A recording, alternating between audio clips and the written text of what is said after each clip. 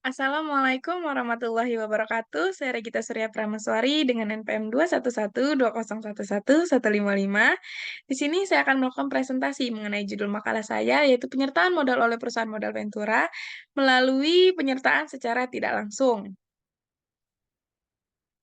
Seiring dengan perkembangannya zaman, perkembangan perekonomian di Indonesia mengalami peningkatan dari tiap tahun ke tahun.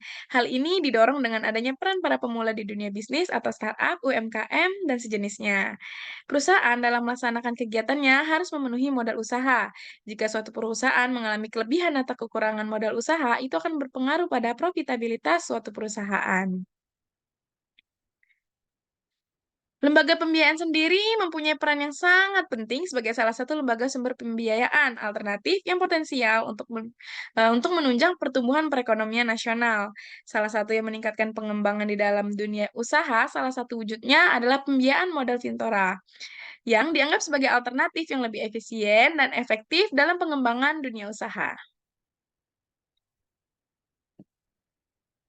Peraturan Menteri Keuangan Nomor 18 Tahun 2012 tentang perusahaan modal Ventura dijelaskan, perusahaan modal Ventura atau Venture Capital Company adalah badan usaha yang melakukan pembiayaan atau penyertaan modal ke dalam suatu perusahaan yang menerima bantuan pembiayaan atau investasi company untuk jangka waktu tertentu dalam bentuk penyertaan saham, penyertaan melalui pembelian obligasi konversi, dan atau pembiayaan berdasarkan pembagian atas hasil usaha.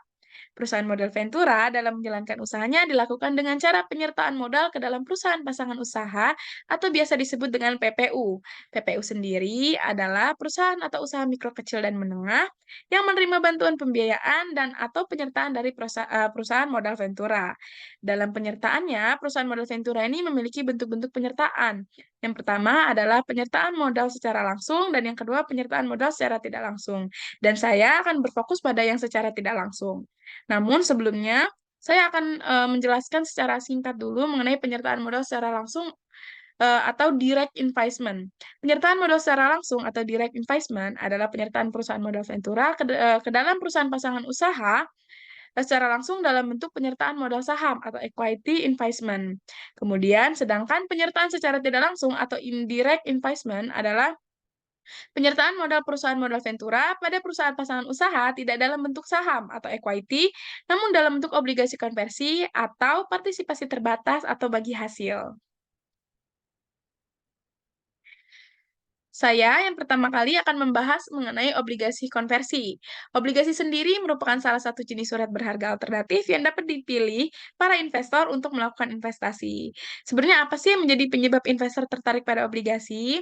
Jadi, investor tertarik itu biasanya dikarenakan bunga yang ditawarkan lebih tinggi dibandingkan bunga depositonya. Namun, selain itu juga bisa karena obligasi yang bikin tertarik itu karena obligasi juga bisa diubah menjadi saham, ke dalam bentuk saham. Itulah yang dinamakan sebagai obligasi konversi. Obligasi konversi ini sebenarnya merupakan suatu pola pembiayaan perusahaan modal Ventura pada perusahaan pasangan usaha yang awalnya dilakukan dalam bentuk utang piutang yang nantinya akan dikonversi menjadi saham. Obligasi konversi ini bisa dilakukan baik terhadap perusahaan pasangan usaha yang sudah berbadan hukum maupun pada perusahaan dalam proses pendirian perseroan terbatas. Nah, setelah terjadinya konversi dilakukan, kedudukan perusahaan modal Ventura dan perusahaan pasangan usaha ini adalah sama dalam arti selaku pemegang saham yang terikat pada ketentuan yang berlaku dalam anggaran dasar dan ketentuan lain yang mengenai perseroan terbatas. Kemudian, selanjutnya saya akan membahas mengenai partisipasi terbatas atau bagi hasil.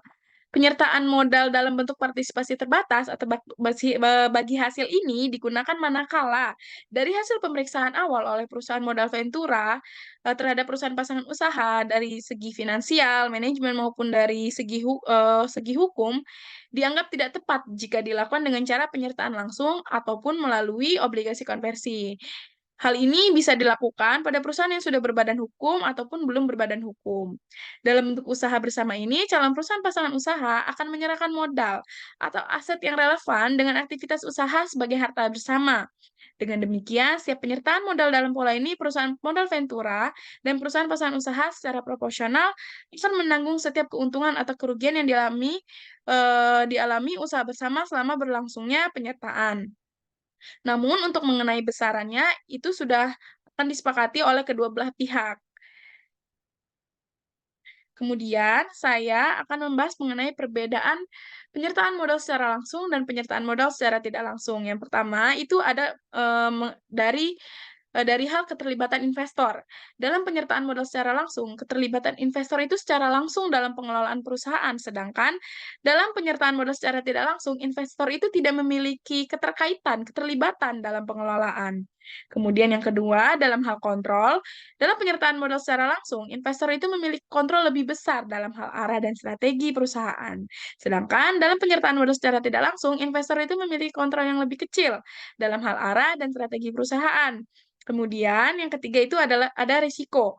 Dalam penyertaan modal secara langsung, resikonya itu lebih tinggi karena investor ikut bertanggung jawab langsung atas kinerja perusahaan.